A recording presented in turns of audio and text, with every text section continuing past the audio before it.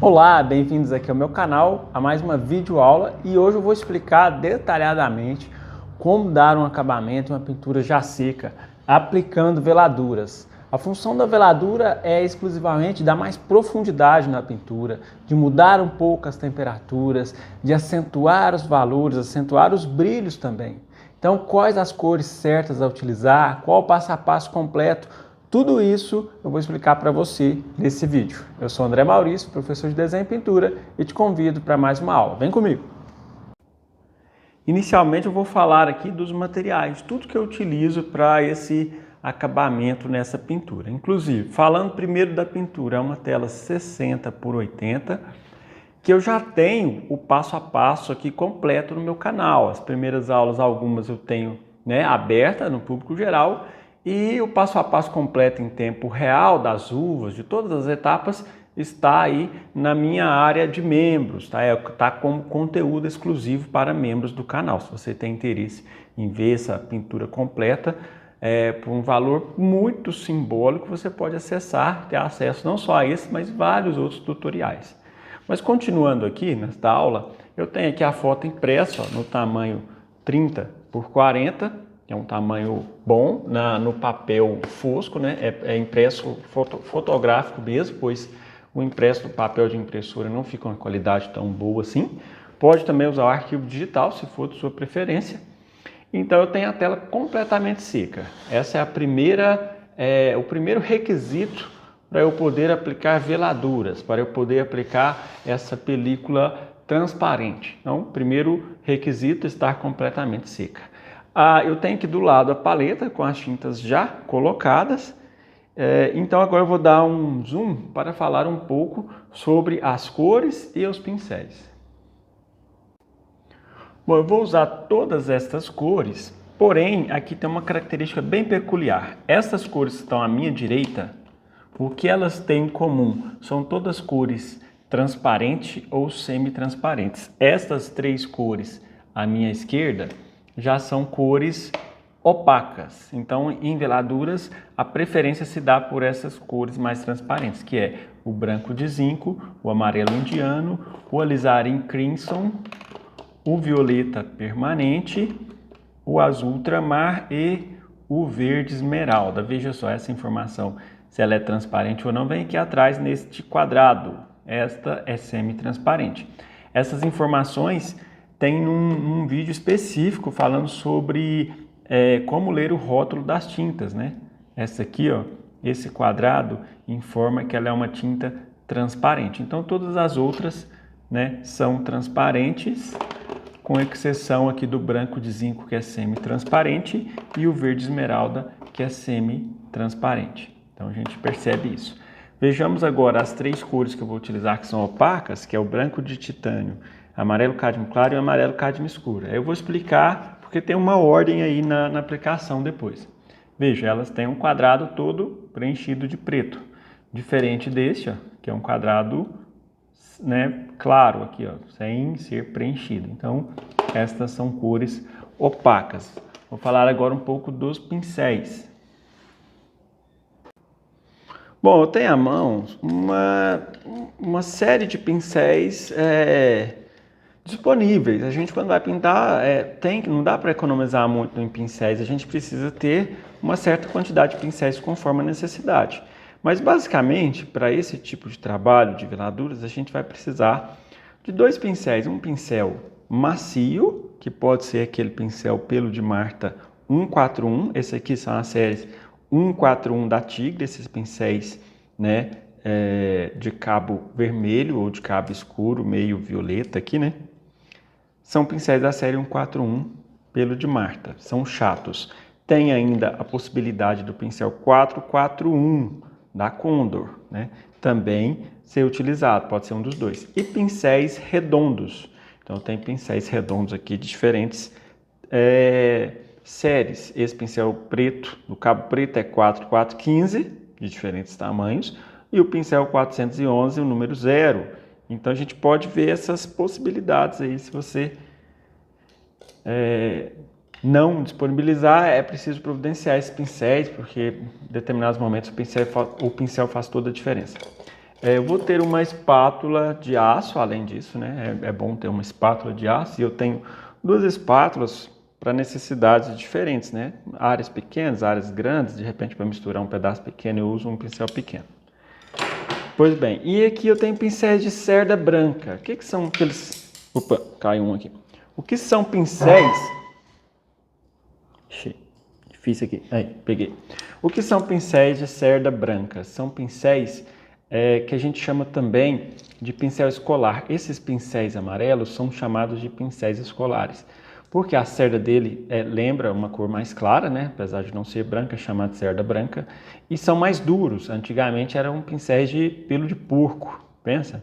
Hoje em dia são todos sintéticos. Então pode ser a série, esse aqui, por exemplo, é da Condor 456, esse aqui é Tigre 811, pode ser ainda, esse aqui nem tem mais o nome, pode ser Condor também 455, enfim, a série não importa, o importante é ser esses pincéis de cerda branca, que também são chamados de escolar. Agora veja só, pode ser esses aqui? Pode, porém eu não recomendo. São cerdas extremamente duras. Eu tenho porque vez ou outra é necessário uma cerda mais dura, então é bom ter também.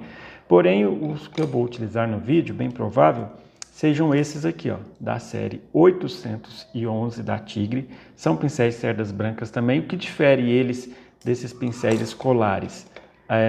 A cerda é um pouco mais comprida. Veja só no comprimento aqui, ele é um pouco mais baixo.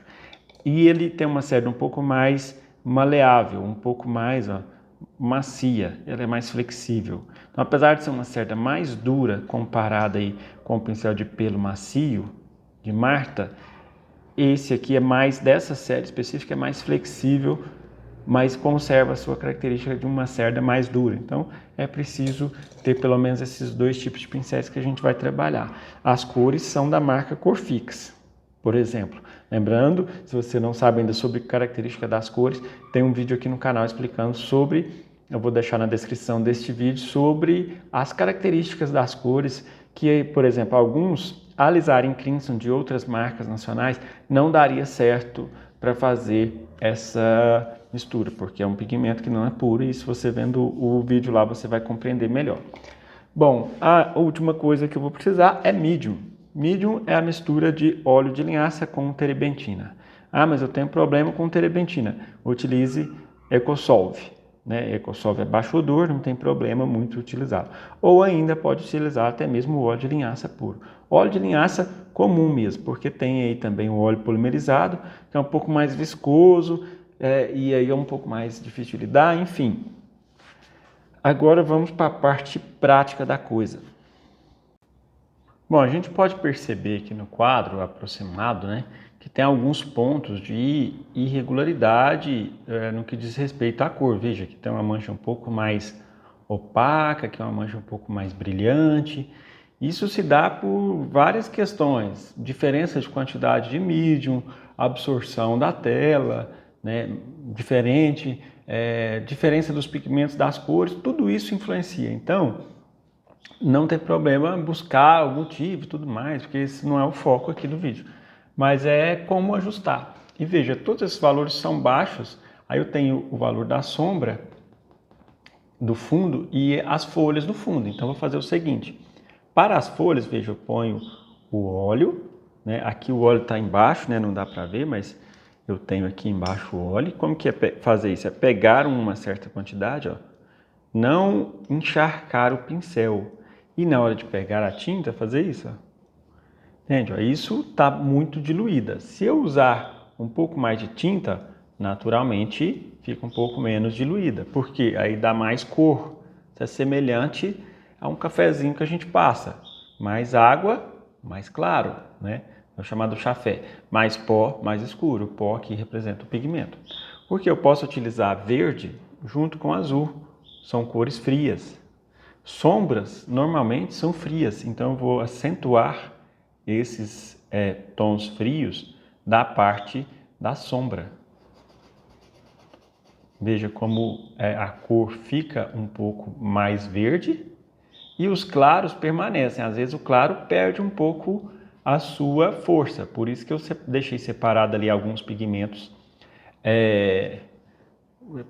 de amarelos opacos, né? Para depois dar esses ajustes que forem necessários.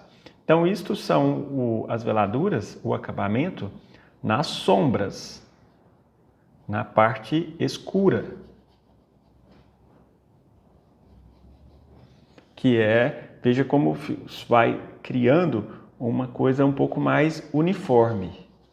Aí veja, à medida que eu umidifico um certo local, eu posso voltar assim. Agora eu vou colocar um pouco mais de azul e verde. Veja, agora não está mais diluído, pelo menos não muito. E vou dando umas pinceladas de pigmento. Veja, eu estou unindo os verdes que já são escuros, mas com o intuito de esfriar ainda mais estas sombras das folhas, que são mais para o lado de esverdeadas, né? Por isso estou usando azul e verde. Porém, na área de escuro, eu vou usar o seguinte, eu vou pegar vermelho, o alizarin crimson, e verde, porque equivale aí a um preto cromático, de forma transparente. Veja, fica uma cor bem escura. Então eu posso usar essa cor bem escura, onde representa escuros mais profundos, pode até mesmo ser nas folhas, ou escuros profundos que são fundos. Por exemplo, isso aqui é um fundo. Esse também é um fundo que não é necessariamente das folhas, né? Então eu faço esta parte fundo de folha, não tem problema às vezes encostar no fundo. É até legal que eu vou reforçando aqueles, assim como explicado na pintura, né? Alguns pontos da folha que não pode ser todos destacados, como esse nesse local, esse e esse. Então desta forma eu ainda faço uma mistura, não é mistura, aproximo mais a cor da folha com o fundo. Aí isso dá bastante profundidade. E aqui também retocando, vejo que aqui eu tenho um ponto de brilho não muito regular. Aí com isso eu vou criando uma regularidade nos brilhos, sem a necessidade de se passar um verniz. Que, por exemplo, se for uma encomenda, eu tenho que entregar esta encomenda, mas eu não posso esperar o tempo necessário, né, para passar o verniz. Um verniz da mar, por exemplo. Então eu faço esse processo para não ter esse problema de diferença de brilhos, né, na hora de entregar um trabalho. Aí veja que tudo fica mais intenso, esses escuros ficam mais escuros ainda, né? Acabou que deu um vacilo aqui, deixa eu levantar um pouco aqui, aí, ó, para que a gente perceba melhor aqui essa parte superior não estava visível aqui na câmera, né? Mas é esse ponto aqui, ó, também de bastante escuro. Veja que próximo aqui ao gargalo aqui, né, a tampa do vinho, também tem esses pontos de irregularidade, ó, de brilhos, partes mais brilhantes, partes mais foscas. É só tomar cuidado para não colocar demasiadamente quantidade de medium, porque senão depois que seca, fica do mesmo jeito, né? Então é preciso colocar um pouco do pigmento também. E verde, porque eu estou saindo do escuro e entrando no que seria uma folha. Pronto, então esses são os retoques equivalentes às folhas, né? Porque eu vou trabalhando um pouco de folha e um pouco de fundo. Veja, tem alguns pontos que é necessário, eu posso passar, se tiver pouca quantidade, inclusive em cima dos claros, ó, que não escurece, pelo menos não muito, né? Então, com isso, eu tenho uma certa regularidade em toda a sequência. E se, porventura, der uma diferença, como assim diferença? Eu ver uma separação da veladura com a parte clara. Aí eu vou fazer assim, eu vou pegar um pouco do óleo, vou pegar um pouco do óleo aqui, ó. Veja, o pincel está úmido, né? Não tem praticamente nada de pigmento. Somente para passar, ó, para completar a área clara, porque dessa forma eu crio uma película uniforme. É importante ter uma película uniforme. E eu posso olhar contra a luz, me posicionar de forma contra a luz para conseguir ver isso. Aí daqui a pouco eu explico também como será um acabamento aqui usando cores opacas, mas de início a gente dá toda uma aplicação de base, né, em todas as folhas. E eu já vou olhando o que está diferente. Nossa, aqui um pouco de verde com vermelho também para fechar essa parte. Se tiver alguns pontos mais amarronzados, digamos assim, né, que são próprios de folhas secas, então eu posso usar a combinação do vermelho com um pouco de amarelo e um pouco de verde. Por enquanto, branco nem pensar, viu? Nessa etapa não, o branco vai ser usado somente na taça. Porque aí eu ponho nessas áreas, ó, onde tem uma coloração que não é tão verde, igual a essas aqui. Então já vou diferenciando isso. E se for chegando em áreas um pouco mais amareladas, naturalmente eu vou começando a utilizar um pouco mais de amarelo. Por isso que tem que ser um amarelo, né, nesse caso aqui é o amarelo indiano, que é um amarelo transparente. Se fosse um amarelo cádmio, aqui ele iria cobrir tudo. Então veja, então nesse processo, áreas escuras e frias, né? Azul, predominância de azul e verde. Áreas próximas de preto, vermelho e verde. Áreas mais amarronzadas, vermelho e amarelo, um pouco de verde. E áreas mais quentes, com predominância de amarelo, um pouco mais de amarelo indiano. Lembrando, você preencheu uma camada de cor e quer ajustar alguma coisa. Antes de pôr, não estou falando de claro ainda. Eu quero ajustar, quero deixar um pouco mais frio alguma coisa. Então eu não preciso pôr mais óleo. Veja, eu quero dar um tom mais azulado nessa pétala, mais frio, aqui nesse lugar. Eu venho e ponho azul. Eu quero deixar um tom mais azulado nessa outra pétala, um pouco mais de azul. Então agora, o bom é que eu não preciso mais usar mais óleo. Eu vou pôr só a tinta e depois limpa o pincel. Eu estou com um pano aqui, né? Tem um pedaço de trapo aqui. E aí eu faço isso para esfumar. E do mesmo jeito eu posso ir com todas as cores. Uma cor, um lugar um pouco mais amarelado, então eu ponho um pouco mais de amarelo. Um lugar um pouco mais laranja, então eu misturo, porque não tem um laranja transparente, né? Então eu misturo esses dois. E eu vou colorindo por cima, né? Lembrando, estou aqui nessa primeira etapa, sempre trabalhando tons médios e tons escuros. Ainda não vai entrar branco. O branco vai entrar daqui a pouco, eu vou explicar como, né? Como eu já disse. Aqui um pouco mais de amarelo indiano, um pouco mais de amarelo indiano também. Amarelo indiano com um pouco, aqui já soma, né? Eu nem preciso preocupar muito em pôr verde, porque essa cor está bem laranja. Porém, quando eu coloco por cima de um fundo verde, ela soma com o fundo verde, ficando aquela característica de folha um pouco mais envelhecida, né? Folha mais amarronzada. Inclusive, se eu aumentar o vermelho, isso dá mais aquela ideia semelhante a tons mais amarronzados, típico de folhas envelhecidas. Então eu consigo criar essas mais nuances ainda do que já tinha na base, né? E de uma forma mais rápida e mais prática. Então o que eu vou fazer? Eu vou fazer agora esse preenchimento, o restante desse preenchimento em time-lapse, porque são 3 etapas aqui a serem trabalhadas. A parte das... violeta também é um tom bom, viu? Para as sombras. Eu posso, inclusive, pôr essa tríade aqui, ó. Vermelho, alizarim, violeta, aqui também é uma cor transparente, e verde. Essa tríade aqui dá um preto bem bacana. Aí aqui eu tô com a cor bem pura, porque eu já tenho um preenchimento aqui, ó, de tudo molhado. Então eu posso vir ajustando algumas partes que eu percebi que de repente não estão muito bem preenchidas, não encostou direito, enfim. Então, como eu havia dizendo agora há pouco, eu tenho 3 etapas para dar acabamento. As folhas, um pouco do barril também, se eu perceber que é necessário, né? Se bem que o barril não tá um brilho bom, não tá tanta diferença assim. as uvas e um pouco na taça ou no vinho. O vinho também ficou com uma característica boa.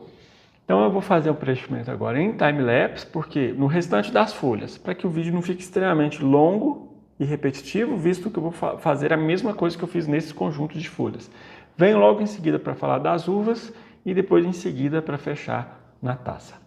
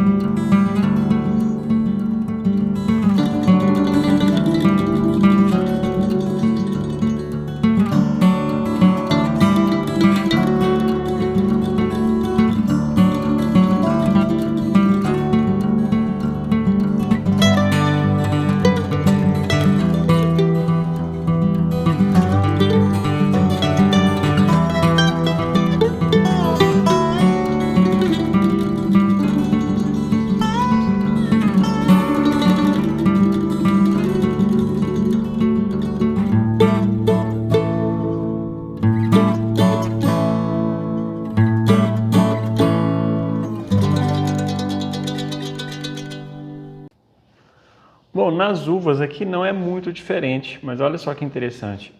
Não vou usar somente o violeta, que é este aqui, mas eu vou usar a violeta junto com um pouco de azul.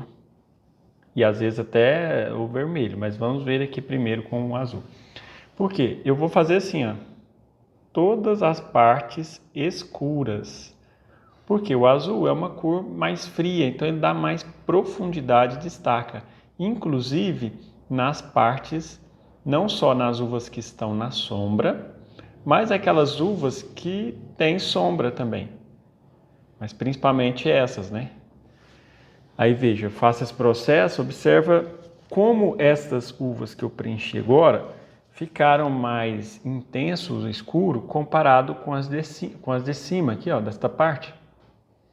Agora, entrando na parte um pouco mais clara, as uvas estão um pouco mais avermelhadas, então eu vou usar uma veladura com um pouquinho mais de vermelho. Então não é simplesmente passar o óleo, né?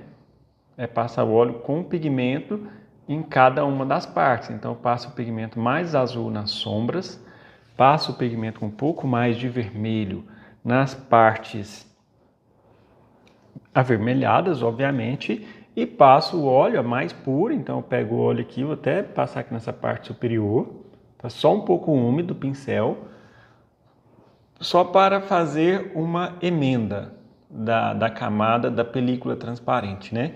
Só que agora essa película transparente que eu estou passando não tem cor, porque eu estou fazendo esta regularização da película. Então não tem, né? Nessa aqui que está sozinha, somente vermelho.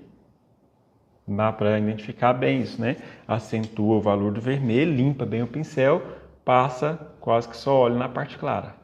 Só para a gente não deixar nítido, né? Aquela parte. Uvas que estão na penumbra, né?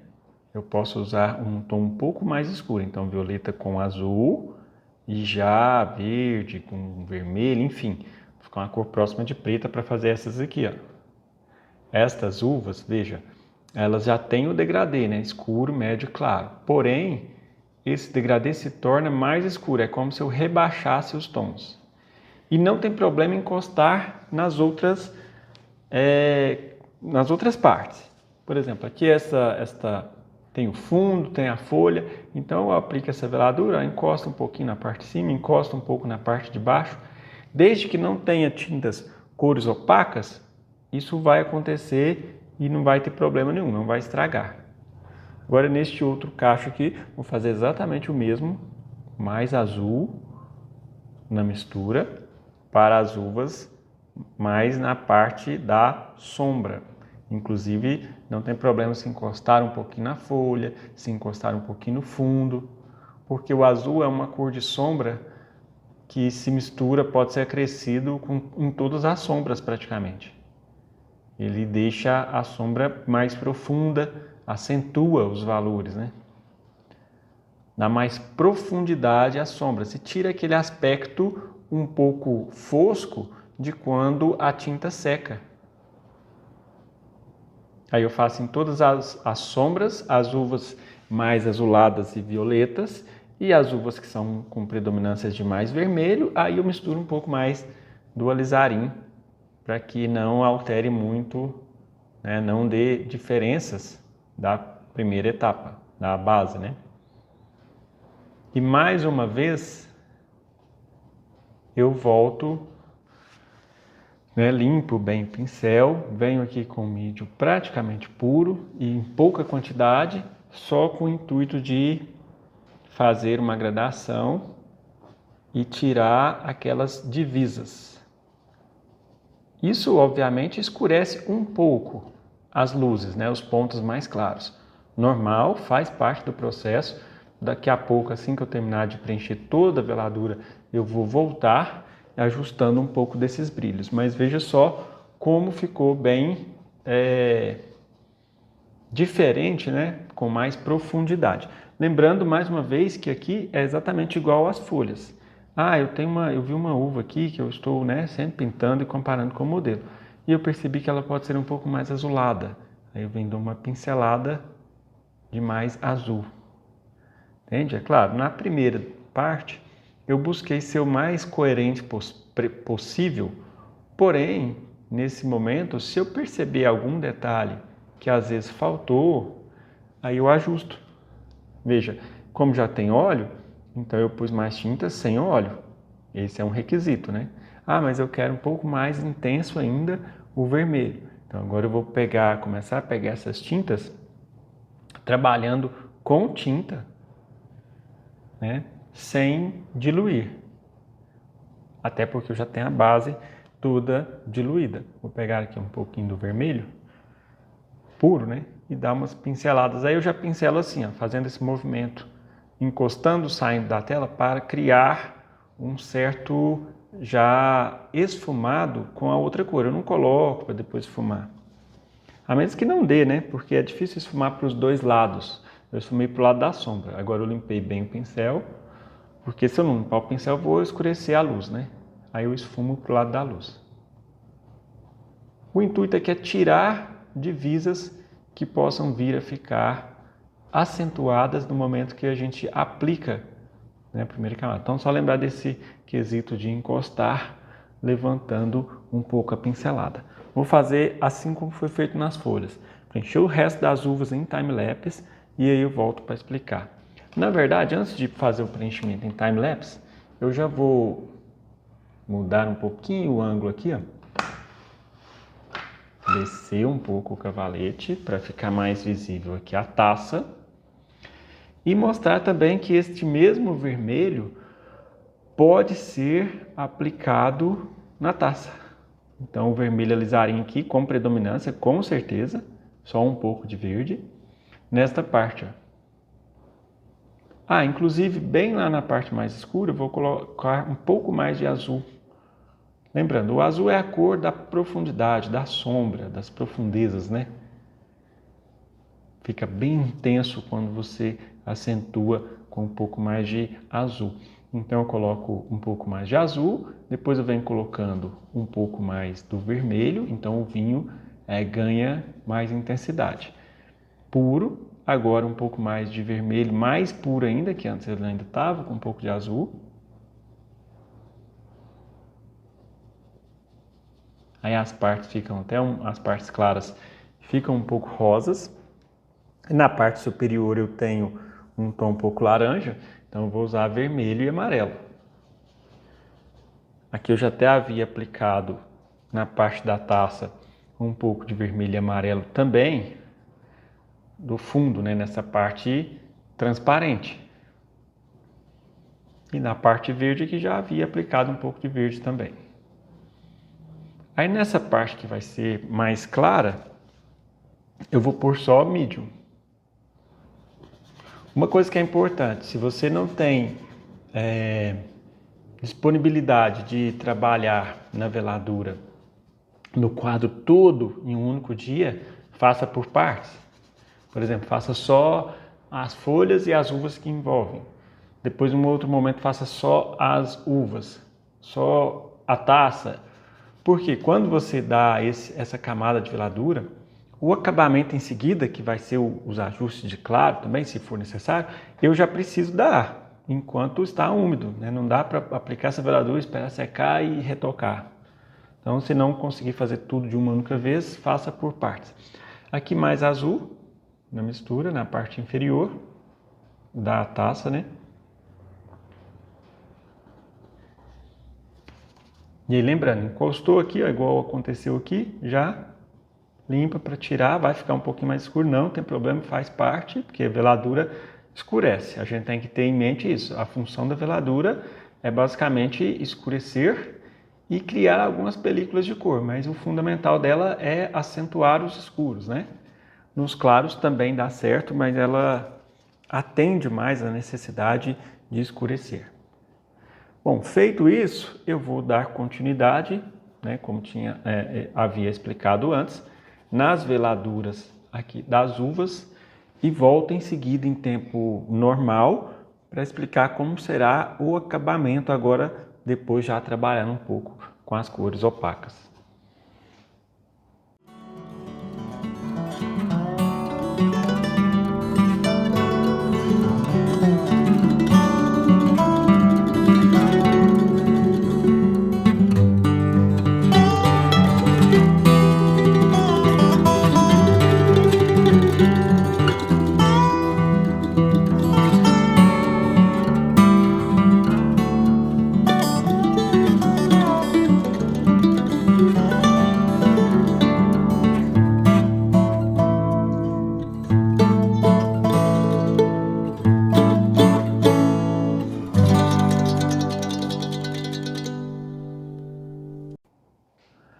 Bom, agora sim, eu tenho uma película toda no quadro inteiro, né, desta veladura.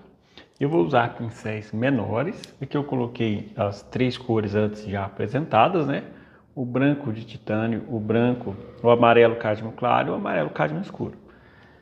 Agora, talvez você deva estar se perguntando, mas e o branco de zinco? Até agora não foi usado. Ele vai ser usado só e unicamente, somente na parte da taça. Aí já no final eu vou apresentar isso. Mas antes, eu vou fazer 2 tipos de acabamento. Primeiro, um acabamento para as folhas, verde e amarelo. Muito amarelo, pouquíssimo verde. Por quê? A ideia é fazer isso, é criar pontos de luz onde já tinha, mas só que acentuando, porque às vezes a veladura escureceu um pouco. Ou às vezes nem escureceu, mas é porque precisa dar um toque a mais, né? Então a gente vem dando alguns pequenos toques, visto que é uma pintura, né, com uma característica mais impressionista, então eu não vou definindo muito mais, né, os detalhes. Inclusive eu posso até usar o amarelo indiano também, não tem problema. Só que para tons mais claros eu preciso do amarelo opaco. Aqui eu estou misturando amarelo e vermelho para obter um pouco de laranja, né? Uma cor aí mais avermelhada para dar alguns toques. E assim, tudo já está úmido, as pinceladas sempre assim, mais superficiais, sem apertar demasiadamente. Ou seja, retocar um pouco algumas luzes. E isso eu posso fazer em todas as folhas. Se alguma marca ficar muito acentuada, limpa-se o pincel e passa o pincel sem tinta, esfumando um pouco.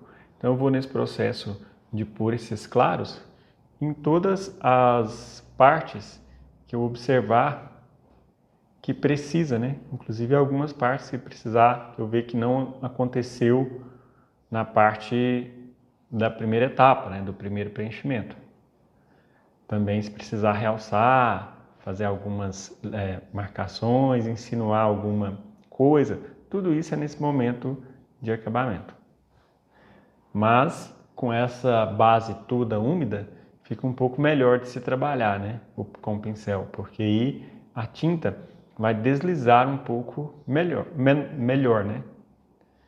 Todo esse processo que eu faço, ele é extremamente suave, lembrando, né? Força, a gente não põe muita força. Eu sempre recomendo para os meus alunos nas aulas presenciais, se você quer esfregar, esfregue um tênis. encardido, num tapete. Na pintura não vai esfregar, não. Agora mais um pouco de vermelho, porque à medida que a gente só tem que tomar cuidado pelo seguinte: as coisas que estão na sombra, as cores e os valores que estão na sombra, todos precisam ser mais escuros. Então, se eu tiver de retocar algumas dessas folhas que estão na sombra, vai ser assim, com valores mais baixos. Dificilmente eu vou pegar uma cor muito clara e passar. Aí com isso eu vou, assim, o colorido que já estava bem abundante, bem diversificado, né, acaba ficando ainda mais diversificado, pois tem essa característica de somar cada vez mais quantidade de cores, principalmente as sombras, mas também as luzes, enfim. Tudo isso, por enquanto, são pinceladas nas quais eu estou buscando trabalhar as luzes. Inclusive aqui na parte superior eu coloco alguns pingos de tinta com um pouquinho mais do impasto, é aquela tinta mais grossa um pouco, né? Em maior quantidade. Isso faz com que saia um pouco e pode-se assim dizer a grosso modo, que se descola do fundo. A cor, o objeto, um se separa do outro. Porém, em alguns locais, essa separação são bem pontuais. Por exemplo, esse claro que eu estou pondo aqui, ó, ele é bem pontual. Ele é só na ponta da folha. Porém, eu preciso fazer um degradê, ou seja, eu estou pondo aqui mais tons amarronzados, mais laranjas, para criar uma transição, porque desse lado para dentro, aqui já tem um pouco de degradê. Então, o contraste acentuado é mesmo somente na ponta. Aqui um tom, o verde puro, verde inglês puro, ele já é verde, ele já é frio por si só. Então, às vezes eu quero esfriar um pouco algum tom. Então, eu ponho um pouquinho de verde, com bastante cuidado, né? Isso é só para, como eu tinha dito antes, cada vez vai enriquecendo do ponto de vista das cores, né? Isso vai criando uma naturalidade muito grande. Agora eu começo a trabalhar com os brancos. O amarelo mais claro com um pouco do branco. Esse é o branco de titânio, é o branco bem opaco. Eu vou colocar em alguns pontos de luz. São poucos os pontos que tem branco realmente, né? Eu vejo alguns em algumas pontas de folha, alguns pedaços de galho, e são bem pontuais, né? Geralmente algum ponto que a pétala dobrou, alguma quina, algum lugar que a cor se intensificou de maneira mais intensa, né? Agora tem os verdes frios. Veja, eu vou pegar verde com um pouco de branco. Aí eu criei uma tonalidade mais fria, porque eu tenho algumas pinceladas que são um pouco frias. Apesar da predominância aqui das cores serem cores mais quentes, tem esses pequenos pontos de tons frios para equilibrar. Aí um detalhe, esse valor é alto, ou seja, é um verde claro. Eu vou pôr verdes também, ó, que tem um pouco de branco, posso até pôr um pouco de azul, esfria ainda mais, e acrescentar nos valores médios, porque aqui ó, é uma folha que não está na parte iluminada, então não posso pôr verdes muito claros. Obviamente que eu não estou inventando esses tons, né? Eu estou olhando sempre o modelo para saber o local certo de cada um e a quantidade, intensidade, né? Lembrando que o modelo desta referência está no meu grupo do Telegram, né? Qualquer um tem acesso a um grupo aberto, onde eu posto todas as imagens que eu faço no decorrer dos exercícios. Então, isso vai criando uma diversidade de contrastes cromáticos. O que são os contrastes cromáticos? São os contrastes de cores, porque eu tenho contraste de luz e sombra, ou seja, parte escura e parte clara. Mas quando eu falo de contrastes cromáticos, muitas vezes eu tenho que pensar nas cores complementares, né? O caso, por exemplo, de verdes frios e verdes quentes funciona dessa forma, porque uma cor é complementar a outra, uma é cor fria, outra é cor quente, uma cor ajuda a destacar a outra.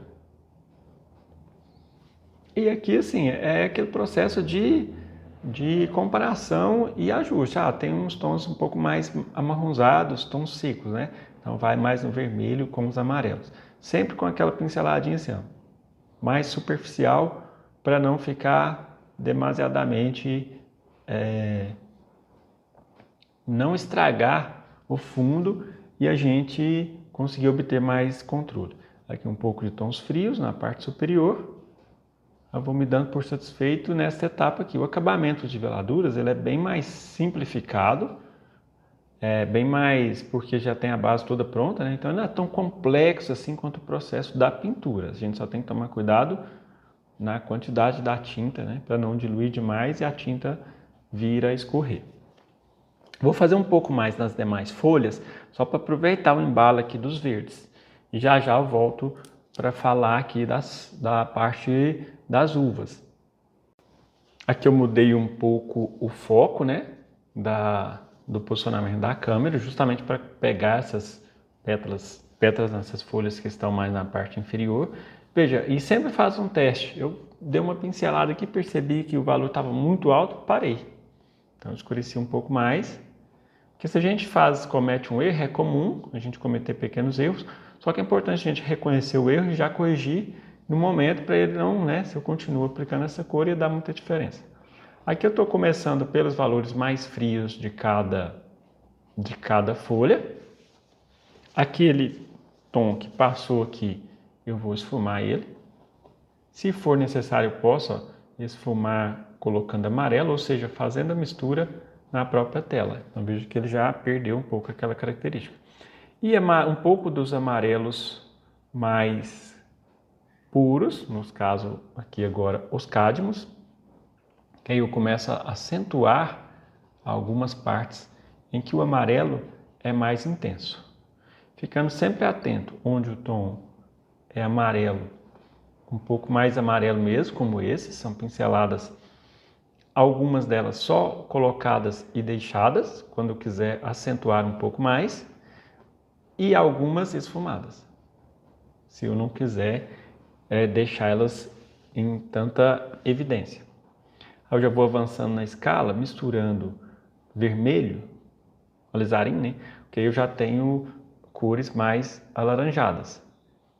Aí eu procuro no modelo, o laranja pode ser mais vermelho ou mais amarelado, conforme a necessidade, é só aumentar ou diminuir a quantidade de amarelo. Sempre buscando fazer aquela gradação de forma mais suave. Vou colocar um pouco mais de algumas manchas mais amarronzadas, principalmente nessa, para dar uma ideia de mais de naturalidade, aquelas imperfeições, aqueles pontos das folhas que ficam um pouco secos. E no final acentuar um pouco mais das luzes. Antes vou pegar o pincel redondo menor e aqueles galhos que estavam na sombra, que estão na sombra, na verdade, né? Algumas partes eles estão mais iluminados, então eu coloco não branco, né? Mais um pouco de laranja, que é vermelho e amarelo, para acentuar um pouco. E alguns que, igual esse aqui tem um que não apareceu, então vou fazer ele aqui agora. Então agora é o momento de também fazer alguma coisa que passou desapercebido, ou que esqueceu, ou que fez e ficou muito claro. O importante é cada galho desse que a gente faz, ele tem um certo degradê, ou seja, se ele estiver entrando embaixo de alguma folha, ele tem que ser mais escuro. Então aí você tem essa característica, mais claro no meio e mais escuro nos cantos, para dar uma sensação mais natural de profundidade. E agora sim já trabalhar um pouco com os claros, que aí entra um pouco de branco, né, de titânio, que já é um branco mais acentuado para destacar algumas luzes. Muitas são assim, ó, arrastadas, ou seja, eu coloco e esfumo um pouco, e algumas são só colocadas, ou seja, eu faço esse processo de pegar a tinta, veja, eu umidifico a ponta do pincel no mídio e faço isso. Ó. Por isso que tem que ser um pincel chato. Com isso ele fica bem agrupado e eu consigo fazer isso, encostar e fazer uma linha. que é o que a gente precisa aqui em alguns locais. Algumas linhas, né? Que são aquelas nervuras das folhas. Só que eu não faço inteiriço. Eu vou fazendo, encostando e puxando algumas pinceladas, sem ser contínuo. Por exemplo, eu tenho essa linha aqui inteira, não vou pegar ela aqui e sair de fora a fora. Eu encosto lá no começo, levanto, encosto, levanto, encosto, levanto. Desta forma, eu tenho um pouco mais de controle na pincelada, porque não vai engrossar tanto o traço e não vai ficar muito duro também o traço. Quando a gente faz uma linha muito contínua, fica um traço meio duro, né? Se ficar um pouco grosseiro, a gente tenta e evita, é claro, deixar o traço mais largo, mais grosso. Eu posso empurrar, eu posso vir com as outras cores e dando algumas empurradas, ou empurrar ou esfumar, porque esses traços, às vezes eles começam mais nítidos e depois terminam mais discretos. E aqui acentuar alguns pontos, né, para dar um pouco mais de contraste em relação ao fundo. Porque tem as áreas que são bem esfumadas, ou seja, a gente não vê nitidamente a diferença, igual esse é um ponto bem esfumado, né? A gente não vê a diferença entre folha e fundo muito acentuada. Mas tem alguns pontos que a gente vê essa diferença, inclusive dá um efeito de maior separação e de profundidade. Então, clareio essas pontas das folhas com o intuito de destacar justamente criar um contraste acentuado de diferença, né, entre a folha e o fundo. Com isso, algumas partes se separam, outras partes ficam um pouco esfumadas. E a gente sempre vai olhando, mas eu clareei, e clareei demais, não era para ter clareado tanto. Dá sempre para voltar e tirar um pouco. Clareou muito? Passa uma cor para escurecer e tirar um pouco do claro. Mas aí nesse processo de fazer isso eu escureci de novo. Então volta e clareia. A pintura também tem um processo exige da gente uma certa persistência, né? E é uma coisa natural, né? Fez, não deu certo, já volta e ajusta de novo. A gente não pode ficar se lamentando, nossa, errei, não sei pintar, coitadinho de mim. Então, esses pensamentos assim, a gente tem que ir logo eliminando, né? Não dá para tudo sair do jeito que a gente quer logo de imediato. A gente tem que, por isso que tem esse nome de artes plásticas, né? Porque esse plasticismo é esse esticar, puxar, diminuir, engrandecer, tudo isso é relacionado da pintura. E também claros, agora só para fechar aqui a explicação, tem claros que são mais frios e tem claros que são mais quentes. Veja, esse claro que eu acabei de pôr, ele é considerado um claro um pouco mais frio, porque tem mais branco e tem um pouquinho mais do verde. Então não são completamente todos os claros iguais, tem claros diferentes. Agora eu vou colocar um claro um pouco mais quente. A questão da pintura se valoriza, se intensifica muito quando eu presto mais atenção e conheço esses ensinamentos a respeito de temperatura, que são extremamente importantes. Eu tenho verdes, mesmo sendo as partes mais claras e mais escuras. Eu tenho esses dois verdes, esse aqui, se eu acrescento uma camada bem fina de amarelo indiano, eu deixo ele um pouco mais quente do que esse do lado. E esta linha do que eu acabei de retocar, eu posso deixar ela mais fria ou mais quente também, dependendo se tem mais amarelo ou se tem mais azul na mistura.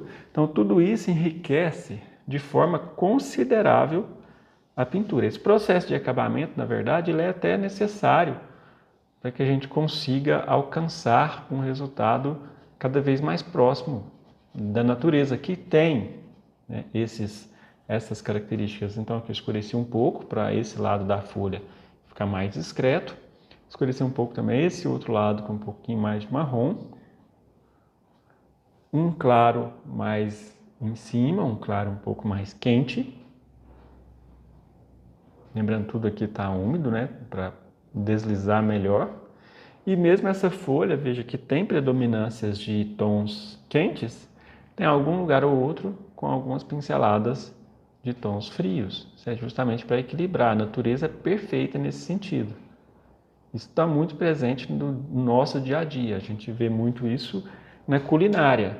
Pratos que são doces com uma pitada de sal. Pratos que são salgados com uma pitada de doce. Isso é o princípio dos opostos, da harmonia entre os opostos.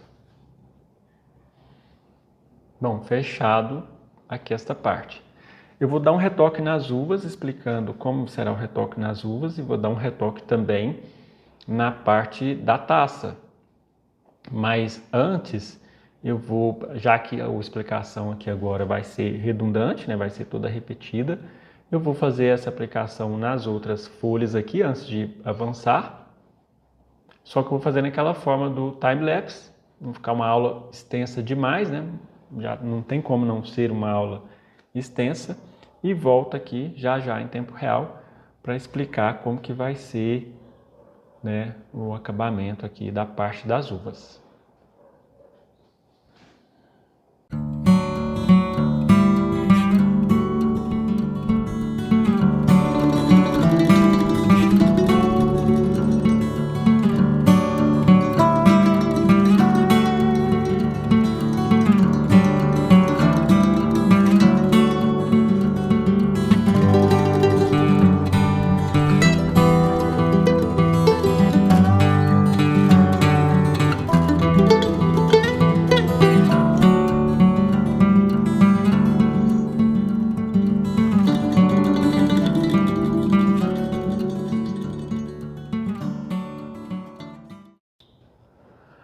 Agora, para o acabamento aqui das uvas, não seria muito diferente das folhas, só que nas folhas eu trabalhei o branco de titânio, um pouco dos amarelos, agora eu vou começar a trabalhar com violeta e branco.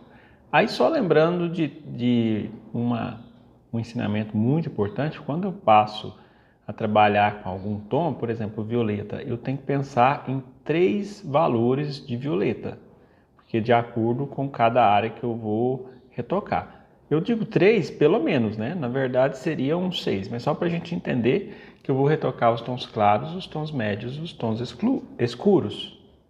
Então, se eu tenho um tom frio, ou seja, com mais azul, eu tenho que me fazer a pergunta, essa área que eu estou retocando, ela é uma área mais clara, ela é uma área mais média ou é uma área mais escura? Quanto mais escura ela for, mais pura eu vou ter que usar o azul. Quanto mais média ela for, né, um pouquinho de branco, mas não muito. Então veja, isso aqui é uma área de tom médio, então tem que pôr um azul médio. Entende? Sente sempre um azul equivalente à área a ser pintada. Então a gente tem que reconhecer 2 questões importantes. Primeiro, a cor. Nossa, a cor dessas uvas aqui que eu estou retocando, nesses locais são ligeiramente mais azuladas, então vou usar a cor azul. Porém, eu me pergunto sobre o valor, não são valores mais médios, são valores um pouco mais claros, então tem que usar mais azul e branco. E sempre põe a tinta, esfuma, limpa o pincel, tirando o excesso e dá uma pequena esfumada. Pode ser que às vezes eu tenha necessidade aqui o vermelho da mesma forma, né? Eu preciso do vermelho puro ou escuro, que é quando eu misturo ele com verde, se bem que os escuros já foram feitos com a veladura, né? Então não preciso preocupar muito com os escuros. O médio e o mais claro. Então veja, eu tenho as cores que muito utilizadas nas uvas, que foram essas 3 gamas, né? Esses três matizes, né? Avermelhados, que colocando branco ficam mais rosas, violetas e azulados, porque às vezes eu tenho que esfumar, o azul avançou muito onde não devia, eu esfumo com a cor vizinha, sempre fazendo um teste, né? Veja, eu fiz um teste e eu percebi que o vermelho estava mais escuro, então eu esfumo encostando e levantando. O claro, geralmente, não tem muita coisa a ser feita, porque ele já foi pintado, então já tive o maior cuidado para não precisar ser pintado 2 vezes.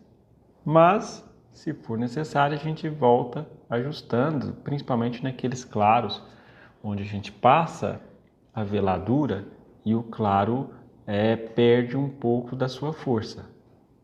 E também, às vezes, algum ponto da primeira etapa que foi pintado, mas que faltou um pouco de luz. Outro ponto importante, eu posso combinar escalas, eu não sou obrigado a trabalhar com uma só escala. Às vezes eu tenho rosa que ele é ligeiramente violeta, então eu misturo o vermelho e branco mais o violeta, porque eu tenho um tom, uma cor que não é nenhuma e nem outra.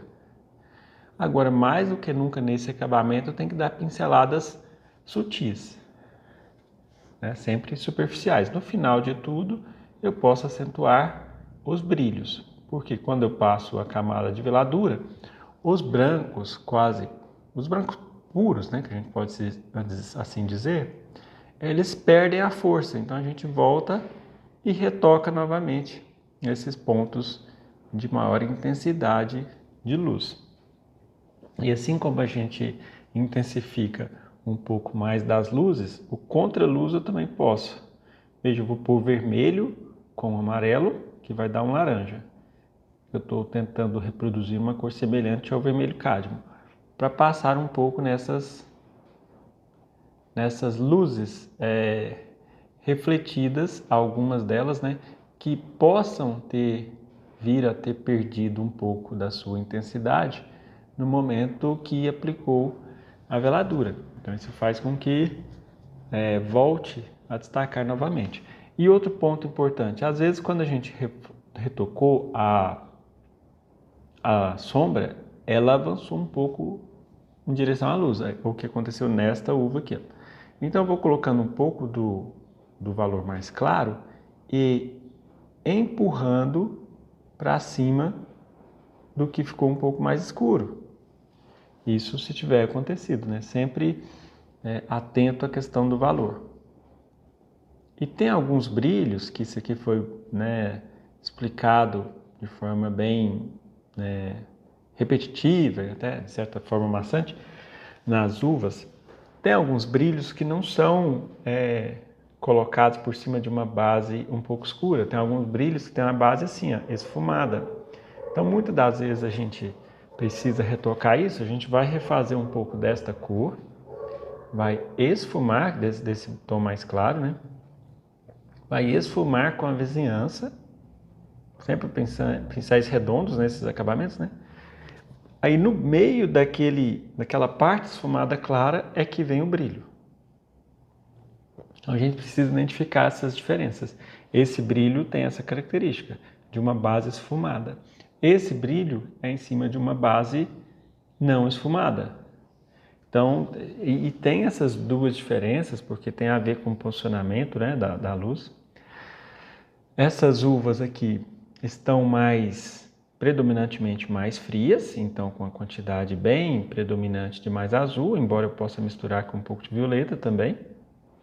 E eu vou acentuar um pouco a parte superior de cada uma, a fim de acentuar um pouco os pontos de luminosidade aqui, ó. Muitas das vezes na transição eu vou trabalhar com a cor próxima de pura, ou seja, com pouquíssimo branco. Preenchi o claro, vou fazer a transição, uma cor próxima de pura para fazer o degradê. Principalmente nessas uvas que estão na penumbra. As uvas da penumbra a gente tem que ter um cuidado muito grande para não clarear mais do que são, né? E o mesmo das demais. Se algum ponto escureceu mais, volta e põe um claro de novo. Só que esse claro, ele não é inteiro, não é nessa parte inteira.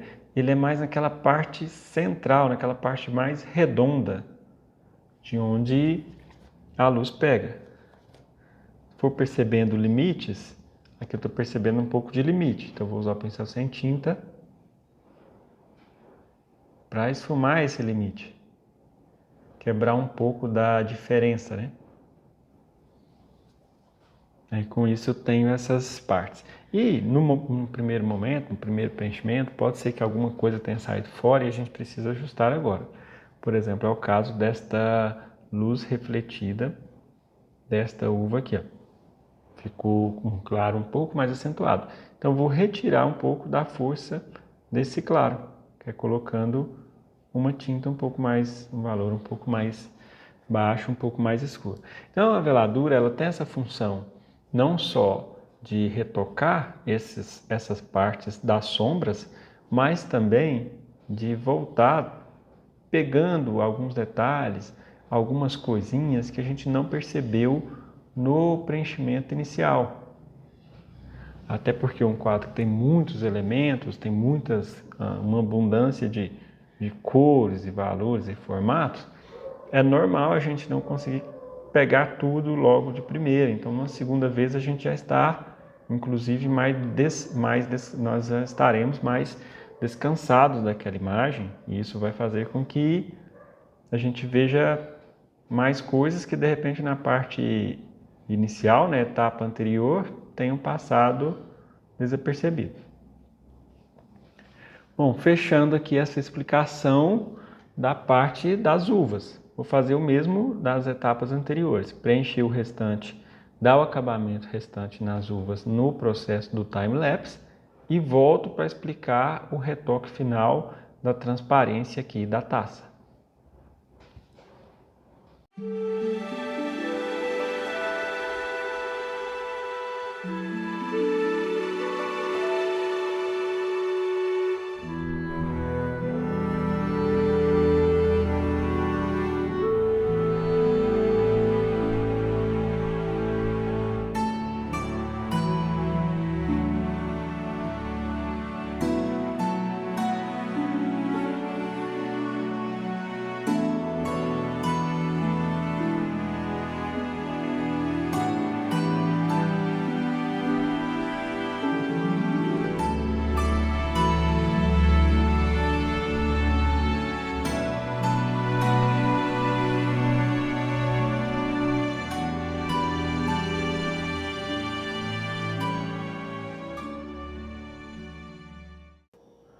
Então veja só que tem pincéis, igual esse que é o pincel que eu anunciei no começo do vídeo, né? O pincel de cerda, né? Um pincel mais duro, que a gente raramente usa, mas é necessário ter para essas eventualidades. Igual esse branco também, esse branco de zinco, raramente a gente usa, mas é preciso ter também para esses momentos. Porque eu vou colocar e vou esfregar um pouco. E assim, a cor próxima de pura. Visto que na base tem uma veladura, né? Eu crio um aspecto de vidro, de transparência, de coisa translúcida. Pois esse branco, inclusive tem um vídeo aqui no canal onde eu expliquei como fazer névoa em uma paisagem, que é a mesma característica. Esse branco cria uma ideia de preenchimento, mas não é um preenchimento total, é um preenchimento assim, como se fosse uma névoa mesmo. Então isso dá um efeito muito interessante e bem assim, já um pouco semelhante ao vidro. Então eu jogando um pouco desse branco aqui nessa parte, eu diferencio esse do fundo, esse tom do fundo. E toda a parte que o branco terminou fica com essa característica. Também esfumado, né? Assim, com essa cor embaçada, né? Não sabe exatamente que tom que é. Se porventura as cores saírem um pouco fora do que era para ser, aqui eu vou passar também um pouco no canto, e assim, isso aqui só pode ser feito depois de seco justamente por não misturar nas cores escuras. Pensa, se essas cores aqui estivessem úmidas nesse momento, ia estragar tudo, com certeza. Então eu venho fazendo um pouquinho desta aplicação em algumas partes do vidro, mas principalmente próximo dos brilhos, para criar essa naturalidade. Aí após terminar, eu venho aqui, ó, após terminar, que eu falo assim, após fazer essa base do preenchimento, eu venho tirando alguns pontos que não eram tão claros, tão escuros. Por exemplo, esse escuro aqui nesse local, ele é um pouco mais claro. Então eu venho com essa aplicação desse branco de zinco, como ele não tem cobertura opaca, então eu não vou conseguir cobrir completamente, mas eu vou conseguir clarear um pouco. E eu posso ir misturando essa cor com as demais, por exemplo, esse mesmo branco com um pouco de amarelo, com um pouco de vermelho. Ixi, vermelho foi muito. Estou procurando uma cor que seja assim, um pouco semelhante ao ocre, que é um pouco mais amarelo, uma sujeira de violeta, que é a cor oposta, né? O azul para esfriar.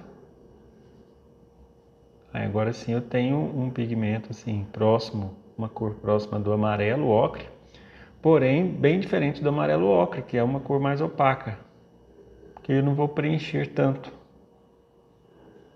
Vou só criar algumas nuances de amarelo, mas não com o intuito de preencher demais. Então esse conhecimento a respeito dos pigmentos, a respeito da transparência das cores, ele se faz extremamente importante para que na hora da prática a gente faça uso desses elementos para criar os diferentes efeitos, os diferentes contrastes, né, a aplicação das cores conforme a sua necessidade. Agora também, assim como foi retocado as outras partes, a gente mexe não só na parte do claro, mas de repente, pus um pingo de escuro, limpei bem o pincel, vou esfumar esse escuro. Só consigo esse esfumado porque a base está úmida. Agora na parte mais superior, vai ficando um pouco mais amarelo. E mais para marrom do que para amarelo, né? Porque isso aqui é como se fosse um reflexo de uma folha dentro do vidro. E é um reflexo de uma folha em degradê, escuro, médio, claro. Acho que só esse reflexo aqui já faz um resumo de tudo que tem nas folhas, né? De todas as cores nas folhas. Escuro, médio, claro, amarronzado e agora um tom um pouco mais frio, que é a característica predominante em todas as folhas. Aqui também um pouco mais frio. Sempre esses tons eu posso, ao colocar, sujar com um pouquinho só do branco, deitar bem o pincel, aqui minha mão está fora da cena, mas eu estou nessa posição.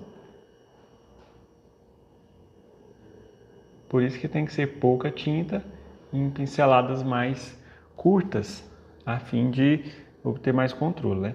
Aqui o verde com vermelho para criar uma cor mais escura e dar um retoque na parte mais escura aqui, onde o branco acabou avançando. Aí sempre retocando e esfumando. E aqui eu vou dar uns retoques também na parte do líquido dentro da taça para clarear um pouco mais. E agora só para a fim de esclarecimento, às vezes a pessoa, você que pode estar ouvindo também, né? Mas assistindo a aula pode se perguntar, mas e a mesa e o fundo, não tem que retocar? Então cada caso é uma necessidade diferente. A mesa, essa parte dessa bancada, parece de pedra, né, que tem nessa natureza morta, eu usei cores importadas. Então veja só que interessante, as cores importadas após secarem, dependendo do jeito que a gente usa, é claro, né, sem misturar demasiadamente com mais claras, elas não ficam pálidas, elas não empalidecem, então não sendo necessário aplicar uma veladura para tirar o opaco. E o fundo aqui mais à direita, que é a parede, as cores claras, a menos que eu queira mudar de cor, eu não preciso necessariamente aplicar uma veladura, porque já está claro, né? A menos, como eu disse, que eu queira mudar de cor. Inclusive, vou puxar o quadro de um lado aqui, finalizando aqui essa etapa do coisa. É bem simples, né? Bom, então essa é uma etapa da pintura, né, que eu vou explicar aqui também, não precisa necessariamente, nem precisava retocar, só para a gente entender essa diferença. Eu vou usar aqui o amarelo, um pouco do branco de zinco, né, e um pouco do vermelho. Por quê? Imagina que eu quero colorir essa cor, mas não quero deixar muito saturada. Então eu vou fazer isso, aplicar uma pequena quantidade de amarelo e vermelho, só que eu evito, vixe, foi muito vermelho, eu evito o excesso de saturação. Por isso que eu uso o branco de zinco. O branco de zinco tira um pouco a saturação, deixando Aí eu consigo colorir se eu quiser um pouco. Esse tom aqui está muito frio, eu queria esquentar ele um pouco. Aí eu venho e esquento um pouco, né, sempre assim com diferenças pequenas. Ou, né, uma diferença mais acentuada aí seria uma menor utilização do branco de zinco, só para a gente identificar essa diferença. Aí eu deixo um pouco mais ou um pouco menos viva a cor conforme a necessidade. Nossa, perto das uvas eu gostaria de um pouco mais frio, então vou pegar mais azul, aí eu não vou misturar lá em cima, porque senão a cor não, né, vai somar demais. Mais azul com um pouquinho de branco de zinco novamente. E passar aqui. Aí eu tenho um lugar com uma tonalidade um pouco mais fria. Isso ajuda a destacar as uvas nesse local, que são mais quentes, né? Já foi feita essa etapa no processo de colocar essa textura com a espátula já com tons mais frios, com esse intuito. Então dá também para trabalhar no fundo, embora o fundo eu não tenha trabalhado, somente para ilustrar aqui essas possibilidades de se mexer na cor. Como aqui eu estou satisfeito com essa coloração, então não vou mexer muito nessa parte. Agora eu vou fazer assim, eu vou abrir, demonstrar como ficou o resultado final aqui, para você ver como ficou. Só faça aqueles 3 pedidos de sempre, né? Uma curtida, uma comentada e uma compartilhada. Valeu aí pela presença e pelo apoio, até no final de mais um vídeo e tchau, obrigado!